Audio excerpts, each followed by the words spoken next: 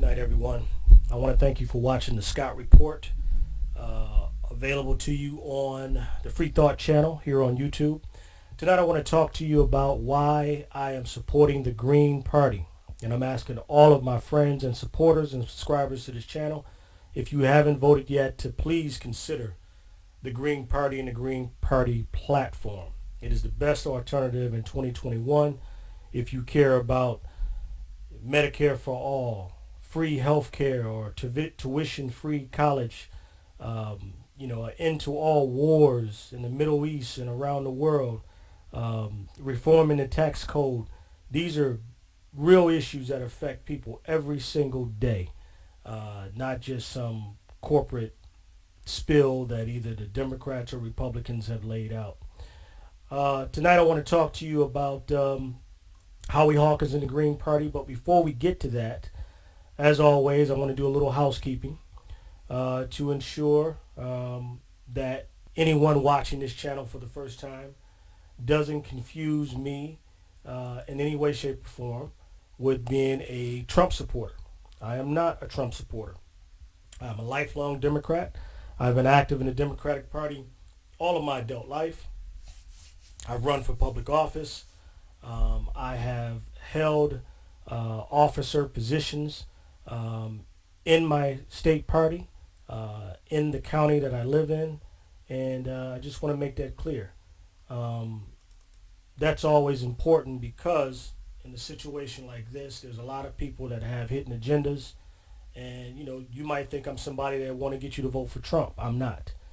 Again, I'm a lifelong Democrat, elected in my county for 2 terms by my party, the Paulding County Democratic Committee, as their chairman. Also, I was appointed to the Paulding County Board of Elections by the County Commission as the first Democrat in 20 years to be in that position legitimately. So I have credibility in terms of my Democratic credentials. No one can take that away, years of volunteering, etc. All right, but that's not the reason I'm coming to you tonight. Obviously, I'm here to put my my stamp of endorsement, stamp of approval on the Green Party and what they stand for. So, without further ado, I want to get right into a video of the Green Party's platform, a commercial, because you're probably not going to see this commercial, unfortunately, on television, because they don't have the millions, really billions of corporate dollars that have been poured in to the two-party duopoly known as the Democrats and Republican Party. I think they actually raised $11 billion this year, a record. That money is going to come with strings attached, favors to corporate America, and it's not going to help the average person, the average working class person or poor person like me or you. It's going to benefit corporations, millionaires, and billionaires, and that has to end. We have to make the change that we want to see happen. So, here is the commercial for the Green Party. Hope you enjoy it. If you look around America today, you can hear the voice of a crumbling middle class, which has been abandoned by both corporate parties. If you look around America today, you can see an economic system that puts profits before people. This campaign hears you. I hear you. My running mate Angela Walker can hear you. We are the only campaign that has taken on the political establishment, fighting both corporate parties, with the shared goal of reforming our national priorities. And that's what this campaign is all about. People and their futures. A green future, where we can leave a planet to our kids and grandkids that is habitable. To reform our broken and racist criminal justice system and fight for justice and accountability. Medicare for all, legalizing marijuana, reforming our tax code so the wealthy pay their fair share, making college education accessible for all. We will fight for progressive reforms. The need for change cannot be understated. Now is the time to unite behind a People First agenda. With the 2 major party candidates bought and paid for by Wall Street, our campaign will deliver. This campaign is powered by the grassroots. Our campaign will gladly carry the mantle of the working class that Joe Biden and the Democrats have just tossed aside. Our campaign will fight against the fear and the hatred that Donald Trump's campaign represents. We hear you. Thank you, and let's do this together. My name is Howie Hawkins, and I approve this message. If you look around America today, you can hear. So that is Howie Hawkins' commercial. I highly endorse what he is trying to do, what he is really, which is monumental because, every time we cast our vote for a third party, the saying is always, well, you're wasting your vote. Well, the fact of the matter is most people who vote third party like myself were never intending on voting for one of the two major parties. So you're not wasting your vote. Number two, if you vote for the Green Party, and it's a long shot that they will get elected this year, but if you vote for Howie Hawkins and Angela Walker, what you're doing is ensuring that their participation on the ballot is ensured for the next campaign.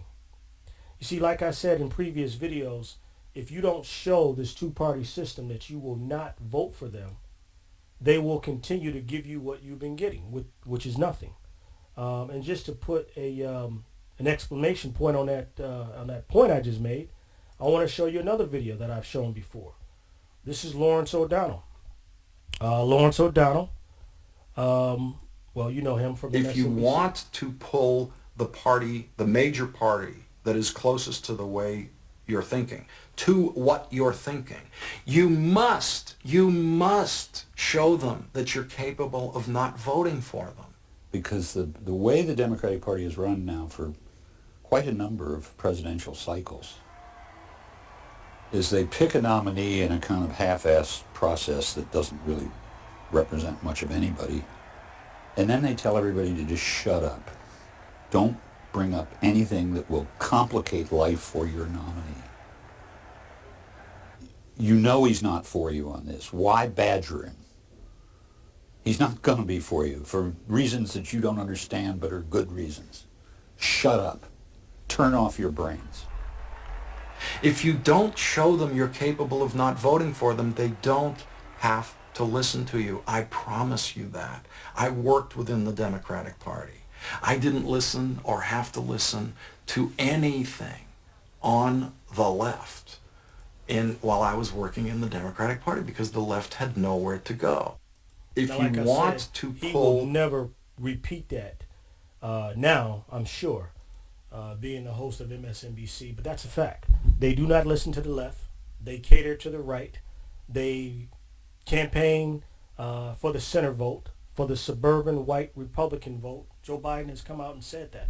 In fact, Joe Biden is going after the vote so much that he has made a commitment with his transition team, and this has been made public, that he is going to put Republicans in his cabinet.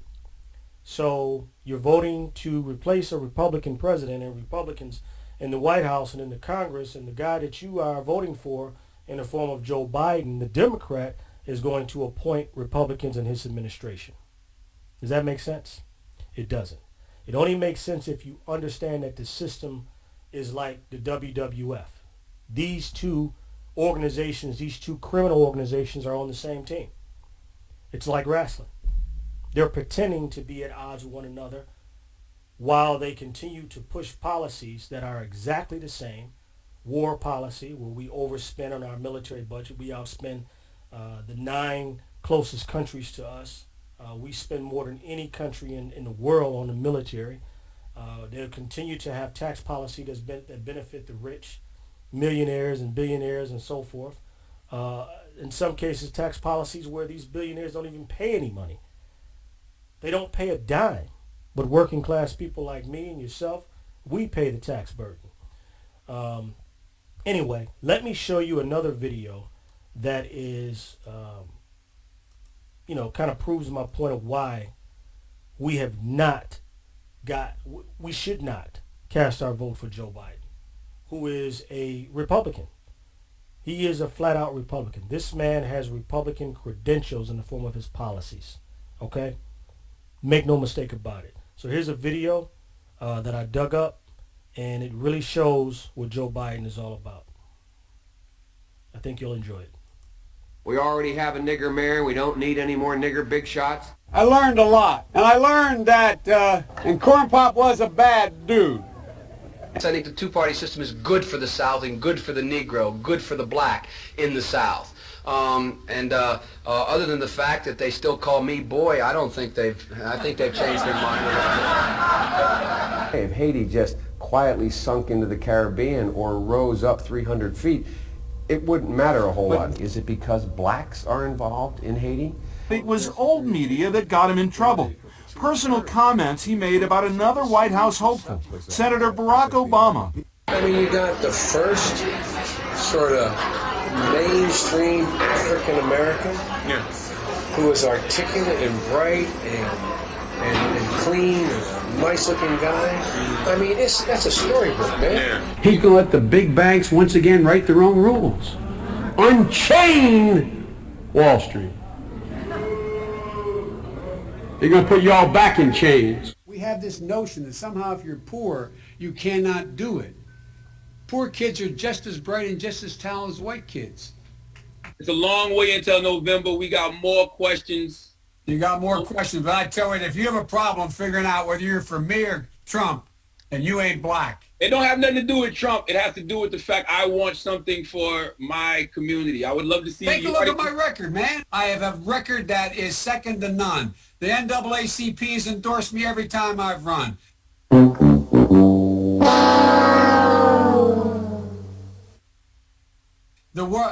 Come on. Take a look at the record. Come on, baby. Let's investigate. Joe has a terrible history in the black community, and everybody just loves him because he's a fluffy old guy.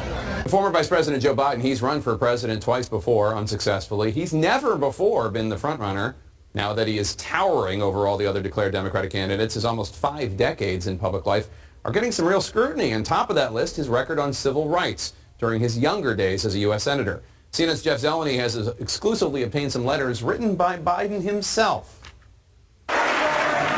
Joe Biden is coming back as a solo act. I'm ready to go. With his long record facing a new look under the spotlight of the 2020 campaign. Gentlemen and ladies of the Senate. One chapter receiving fresh scrutiny comes from his earliest years in the Senate, when he strongly opposed mandatory school busing. It was designed to achieve integration and a more equitable education. What's less known is how he followed the lead of some of the Senate's most fervent segregationists. In a series of never-before-published letters reviewed by CNN, the strength of Biden's opposition to busing comes into sharper focus. On March 25, 1977, Biden wrote, "My bill strikes at the heart of the injustice of court-ordered busing. It prohibits the federal courts from disrupting our educational system." Biden sought and received support from Mississippi Senator James Eastland, the Democratic chairman of the Judiciary Committee, and a leading symbol of Southern resistance to desegregation. He frequently spoke of blacks as, quote, an inferior race. Eastland and others were partners on several of Biden's anti-busing bills. On June 30th, 1977, Biden wrote, "Dear Mr. Chairman, I want you to know that I very much appreciate your help during this week's committee meeting in attempting to bring my anti-busing legislation to a vote." Then in 1978, Biden again asked Eastland to put his anti-busing bill before the full Senate, writing, "Your participation in floor debate would be welcome."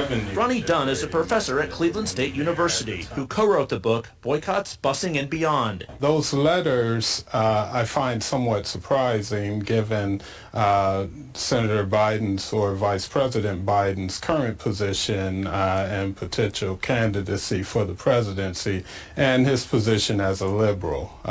Those are issues that he's obviously going to have to answer for. You said surprising. Surprising in what way?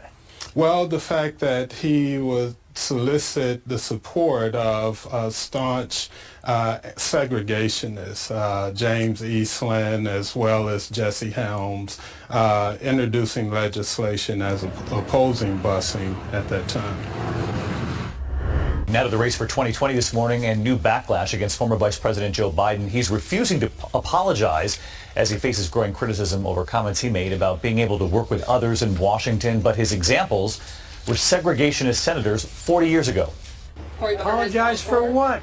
Refusing to apologize for touting his ability to find common ground with senators he disagreed with, even segregationists. Biden is facing sharp criticism. At a fundraiser Tuesday, Biden describing Senator Herman Talmadge of Georgia as one of the meanest guys I ever knew, but adding, well, guess what? At least there was some civility. We got things done. And recalling Senator James Eastland of Mississippi, Biden said, he never called me boy. He always called me son. Biden's 2020 rival, Senator Cory Booker, demanding an apology. Somebody running for president of the United States, somebody running to be the leader of our party, should know that using the word boy in the way he did can cause hurt and pain. Vice President Biden shouldn't need this lesson. Now, Biden actually took it a step further, saying that it was Senator Cory Booker who owes him the apology. Cory should apologize. It was hurtful to hear you talk about the reputations of two United States senators who built their reputations and career on the segregation of race in this country.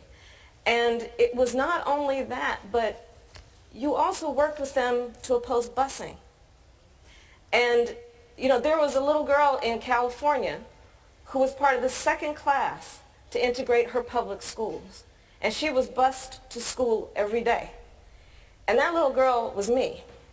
To coddle the reputations of segregationists, of people who, if they had their way, I would literally not be standing here as a member of the United States Senate, is, I think, it's misinformed and it's wrong. But Biden is not backing down. Apologize for what?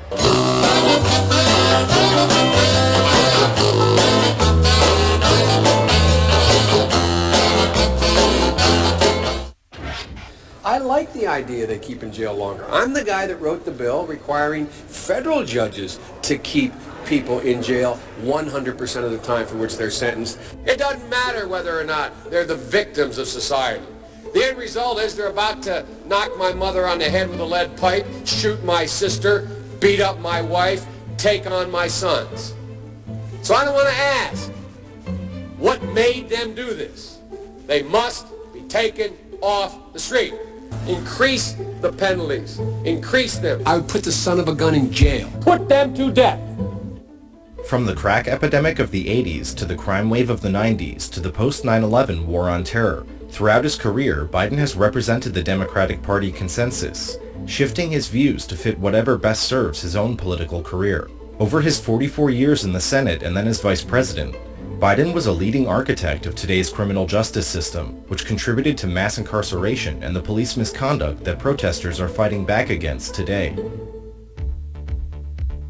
Biden crime bill, the Biden crime bill. The Biden crime bill. Hell, we've had crime bills coming out our ears. Every major crime bill since 1976, every minor crime bill has had the name of the Democratic senator from the state of Delaware, Joe Biden. You got a gun? You commit a felony? 10 years. We already have it 5 years. Minimum mandatory. Judge can't say, you know, you had it in your pocket, you never intended to use it, we're only going to give you 1 year. Judge has to say 5 years. Well, he wants to make it 10 or 20 or 60. We can work that out. He wanted to remove judicial discretion for those who, quote, don't meet the middle-class criteria of susceptibility to rehabilitation. They are beyond the pale, many of those people. They literally have not been socialized. They are in jail. Away from my mother, your husband, our families. The Biden-Thurmond Violent Crime Control Act of 1991 would have increased the maximum sentence for 44 crimes to include the death penalty. A wag in the newspaper recently wrote, Biden has made it a death penalty offense for everything but jaywalking. I'm going to make it for 46 crimes. Biden says make it for 51. We're going to get tough. Then he presented the final version of the legislation. 60 new death penalties, brand new, 60. There are 70 additional enhancements of penalties, i.e. you go to jail longer. After his disastrous 1987 presidential campaign, Biden had staged his political comeback, in part by becoming a media darling on issues of policing and crime, and he led the fight to pass the landmark 1994 crime bill under Bill Clinton. When I wrote the original bill that started this whole process, the so-called Biden crime bill, I didn't call a liberal confab and write it. I didn't call any big society people and write it. I called the cops. A Democratic president wants 100,000 cops. A Democratic president wants to build 125,000 new prison cells. That's the secret. That somehow the Republicans tried to make the crime bill tougher. I say poppycock. They didn't make anything tougher. Found out that this midnight basketball isn't getting them together a bunch of jive folks living in their city to do, try to see if they can be Michael Jordan. When they found out, they were keeping schools open. So gangs come off streets instead of out raping my mother, marauding me, robbing the local store. They're in a gymnasium. And my daughter will be safer. My wife will be safer. My mother will be safer. And I will be safer. And I will be happy. Never again should Washington put politics and party above law and order. Along with several laws passed in the 80s, the 1994 crime bill drove up the local, state, and federal prison populations, and it tarnished the reputations of Biden and Bill Clinton, who signed it into law. Hey, Clinton! You didn't want to take pictures with my people here! We're still in jail for what you did! When Biden ran for president in 2008, he told the New York Times that he knew more people would be locked up across the board. You ashamed of that bill? Not at all. And in fact, I drafted the bill. We had enormous success. The mass incarceration created by Biden's lock-em-up policies ripped apart vulnerable communities and families for a generation, and the federal funding streams and law enforcement infrastructure it created continue to hinder reform efforts. I'll do my job and I will take responsibility. You ashamed of that bill? Not at all. Wow. So that's Joe Biden. That is the guy who wants us to vote for him because he's better than Trump. I'm going to make this point and then we'll cut this video. Look, this is my last point. We are always told that we have to vote for the lesser of two evils. And I know there's a whole lot of people out there that hate Trump because of his rhetoric, because of his attitude, because of his tone, and yeah, because of his racism. But he's at less than 4 years to be a racist president. Biden has had 50 years as a racist politician, senator, and then vice president. And during those 50 years, he implemented policies that were clearly racist. So I need to ask you a question. What is the big deal? What's more important? Racist policies or racist rhetoric? Who has the longer record? I think that Biden, in terms of the two evils, is more evil than Trump. So this year, my vote is for Howie Hawkins and the Green Party as President of the United States. This is my protest vote. This is the beginning, and we got to keep doing it until they listen to us. Listen, I want to thank you for watching the Free Thought channel and tuning in to the Scott Report. Hope this video was informative and it gave you something to think about. Have a good night.